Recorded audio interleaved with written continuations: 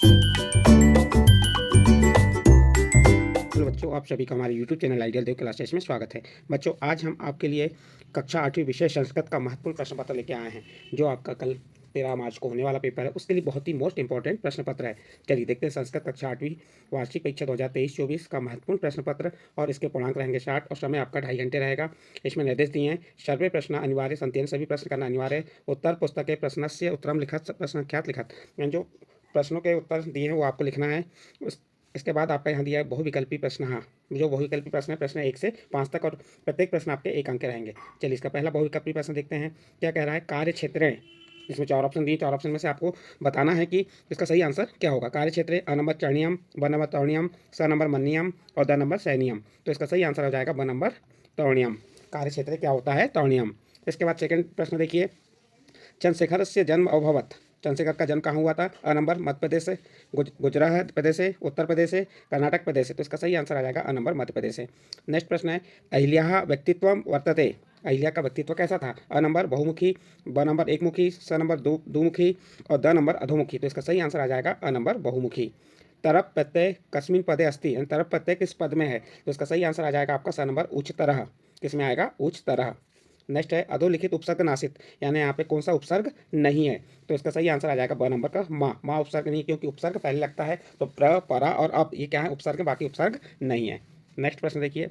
रिक्त स्थान पूर्ति है 6 से 10 तक। ये भी प्रश्न, प्रत्येक प्रश्न 1-1 अंक के रहेंगे। और इसका पहला प्रश्न है, वो प्रश्न नंबर 6 है, मनसा सत्तम खालिस्तान। तो आपका आंसर में आ जाएगा स्मरणीयम। प्रश्न नंबर 7, निम्न वृक्षे एकम खालिस्तान प्रतिवसति स्म। तो इसका खालिस्तान में क्या आ जाएगा? चटका युगलम। इसका खालिस्तान में यहाँ पे क्या आ जाएगा? आपका चटका युगलम। तो इस प्रकार से यहाँ चटका युगलम लिख देंगे। नेक्स्ट प्रश्न है प्रश्न नंबर 8, चिंता बहुतरी। तो आपका इसका आंसर में आएगा तड़ात। क्या आ जाएगा? तड़ात। नेक्स्ट प्रश्न है प्रश्न नंबर 9, सर्वे इति रूपम खालिस्तान विभक्ते भवति। यहाँ पूछा है सर्वे इति रूपम खालिस्तान विभक्ते भवति, तो कौन सी भक्ति आ जाएगी आपकी? प्रथमा। तो यहाँ खालिस्तान में आप प्रथमा लिख देंगे। नेक्स्ट प्रश्न है, पठयु इति रूपम खालिस्तान लकारे भवति। तो विधिलिंग लकारे भवति आ जाएगा, यहाँ पे विधिलिंग आ जाएगा। इस प्रकार से आपके रिक्त स्थान कंप्लीट हुए। आपके 5 जो है बहुविकल्पी प्रश्न आएंगे और 5 आपके रिक्त स्थान आएंगे। उसके बाद आपके अति लघु उत्तरीय प्रश्न आएंगे, प्रश्न क्रमांक 11 से 16 तक। तो जो अति लघु उत्तरीय प्रश्न है बहुत सरल है, एक ही शब्द आपको लिखना है इसमें। जैसे प्रश्न नंबर 11 क्या कह रहा है? कपित ग्राम कुत्र अस्ति। तो आपका आंसर में आ जाएगा उज्जैनी निकटे, यानी कपित ग्राम कहाँ स्थित है? तो उज्जैन ग्राम के निकट है। नेक्स्ट प्रश्न है प्रश्न नंबर 12, भोजनम कदा विषम भवति। भोजनम कदा विषम भवति, तो इसका उत्तर हो जाएगा अजीर्ण है। अजीर्ण होने पर भोजन क्या हो जाता है? विष बन जाता है।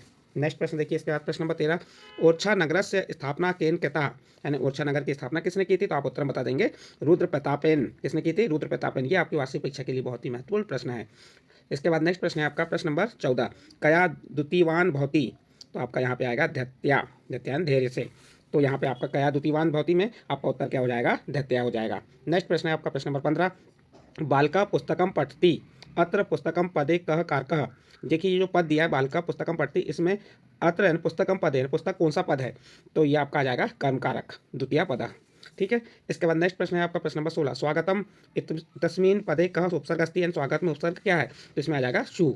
ठीक है। इस प्रकार से आपके प्रश्न नंबर 16 कंप्लीट हुआ, और यहाँ पे जो आपके अति लघु उत्तरीय प्रश्न से कंप्लीट हुए, और ये प्रत्येक प्रश्न आपके 2-2 अंक के रहेंगे।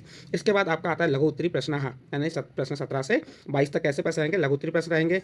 उसका प्रश्न नंबर 17, 100 पाठस्य पुस्तकस्य एकम श्लोक लिखत, यानी कि आपके पाठ पुस्तक का एक श्लोक लिखना है जो आपके प्रश्न पत्र में नहीं आया। इसलिए आप एक श्लोक तो अच्छे से तैयार करके चले, 2 श्लोक तैयार कर लेना।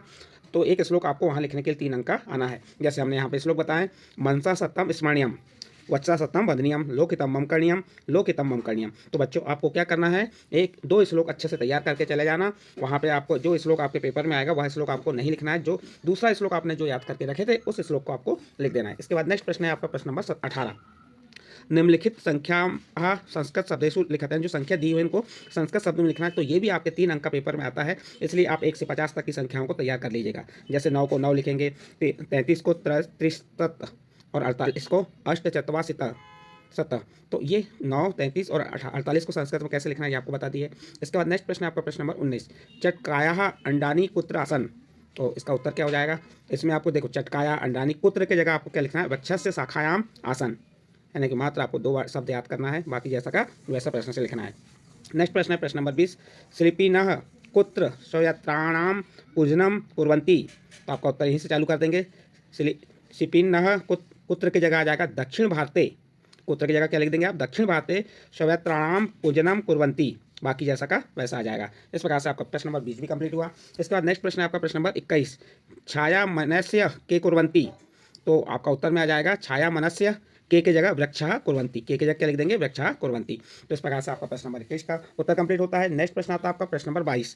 प्रश्न नंबर 22 क्या है, रुद्रम श्रुत्वा काष्ठभेदकः चटकायुगलम किम उक्तवान, तो इसका उत्तर क्या हो जाएगा, स एव बुद्धिमान यह मितम कतम च न चितयन्ति इति। तो ये आपका प्रश्न नंबर 22 का उत्तर हो गया।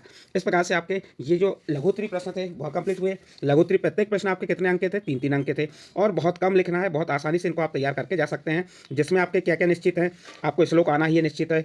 श्लोक के बाद आपके ये संस्कृत शब्द में लिखना अंकों को, ये भी आना है। इसके बाद आपको दीर्घ उत्तरी प्रश्न आते हैं, प्रश्न 23 से 25 तक, कौन से प्रश्न देखेंगे, दीर्घ उत्तरी प्रश्न। और ये प्रश्न 23 से 25 तक के जो दीर्घ उत्तरी प्रश्न है, ये प्रत्येक प्रश्न 5 अंक के रहेंगे और बहुत सरल है, आपको पास होना बहुत आसानी से पास हो जाएंगे। निर्देश अनुसार उत्तराणी लिखा, जो निर्देश दिए उसके अनुसार उत्तर लिखना है। प्रश्न नंबर 23 क्या दिया है, अधोलिखितम गद्यांशम कथित्वा प्रश्नानाम उत्तराणी लिखत, यानी कि जो गद्यांश में जो दिए हैं उन प्रश्नों के आपको उत्तर लिखना है। गद्यांश क्या है, अहम ओरछा अहम टीकमगढ़ मंडले स्थितम प्राचीतम नगरम अस्ति, पूर्व स्वतंत्र राज्यरूपेण मम परिचय आसीत्, मम स्थापना षोडश शताब्दे बुंदेला राजपूतेन रुद्रप्रतापेन कृत्वा, माम परितः सघनं वनम अस्ति, अस्मिन् वने सागुन वृक्षः अधिकाः भवति, सागुन काष्ठम बहुमूल्य भवति। ये आपका गद्यांश दिया है। इस गद्यांश को आपको ध्यानपूर्वक पढ़ना है और इस गद्यांश में जो दिया है, जो नीचे जो प्रश्न दिए उन प्रश्नों को उत्तर गद्यांश को पढ़ के देना है। जैसे दिया है ओरछा किम अस्ति, तो आप उत्तर बता देंगे ओरछा टीकल मंडले स्थितम प्राचीन नगरम अस्ति, तो यहीं से आपको प्रश्न का उत्तर इसी गद्यांश से ढूंढ के लिखना है। फिर दूसरा दिया ओरछा पूर्व परिचय कथनम आसित, यानी कि ओरछा का पूर्व परिचय क्या है, तो आप लिख देंगे ओरछा पूर्व स्वतंत्र राज्य रूपेण मम परिचय आसित।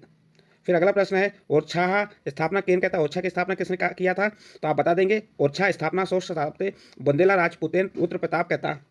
ओरछा पैता किम अस्ति, ओरछा के पैता क्या है, तो लिख देंगे ओरछा पैता सघनम वनम अस्ति, यानी ओरछा के आसपास क्या है, सघन वन है। तो हमने ये 4 प्रश्नों के उत्तर यहीं से देख के लिख दिए, कहाँ से, गद्यांश से देख के। तो ये आपके उस पेपर में आता है, तो आपको गद्यांश से ही प्रश्न के उत्तर ढूंढ के लिखना है। इसके बाद 5वां प्रश्न थोड़ा कठिन रहेगा, अहम इतस्य पदस्य पुरुषम वचनम च लिखत, यानी कि यहाँ पे कोसा पुरुष और कोसा वचन है, आपको बताना है अहम। तो देखिए इन प्रश्नों के उत्तर हमने लिख के बता दिए थे। ये आपका प्रश्न 1, प्रश्न 2, प्रश्न 3, प्रश्न 4 और प्रश्न 5 का उत्तर हो जाएगा उत्तम पुरुष एक वचनम च। इस प्रकार से बच्चों ये आपका गद्यांश के जो प्रश्न थे उनको उत्तर आपको बता दिए। इसके बाद प्रश्न नंबर 24, ये भी आपका 5 अंक का रहेगा। इसमें अधोलिखित पद्यांश, ये पद्यांश है, पठित्वा प्रश्नानाम उत्तराणी लिखत, पद्यांश को पढ़कर जो प्रश्न है उनके उत्तर लिखना है। जैसे पद्यांश क्या है, आपतसु मित्रम जानीयात युद्धे सुरम धने शुचिम भार्या छिड़ेशु वितेषु वैष्णेषु च बांधवान।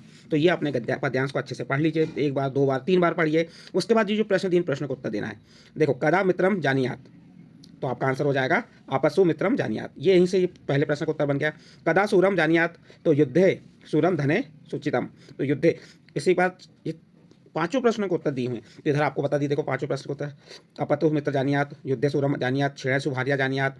देखिए तीसरा प्रश्न क्या था आपका, छेड़ेसु का जानियात, तो आप बता देंगे छेड़ेसु, तो इसका उत्तर क्या हो गया, देखिए छेड़ेसु भार्या जानियात, तो यहीं से हमने बताया, कहीं से नहीं, ये छेड़ेसु भार्या जानियात। केशु बांधवान जानियात, तो केशु बांधवान, तो आपका इसका उत्तर क्या बनेगा, यहाँ पे देखिए वैष्णेषु वाधवान जानियात, तो वहाँ पे वैष्णेषु आ जाएगा, वैष्णेषु वाधवान जानियात।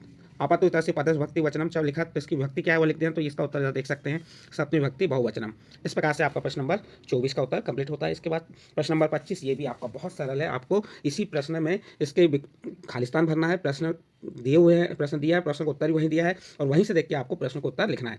प्रदर्श शब्द पत्रम पूर्यता, जो शब्द दिए हैं, ये शब्द दिए जैसे स्वीकरंतु कार्यम शालिनी अस्ति शिवाम, इन शब्दों को सही स्थान पर आपको भरना है। तो देखिए पहले में क्या आ जाएगा, शिवायाम श्रीमान प्रधान अध्यापक महोदय शासकीय माध्यमिक विद्यालय इंदौरम महोदय सविनय निवेदनम अस्ति या तो मम गृह आवश्यक कार्यक्रम आगत। तो देखिए पहले उसमें क्या आ गया, शिवाम आ गया, दूसरे में अस्ति आ गया, तीसरे में क्या आ गया, कार्यक्रम आ गया।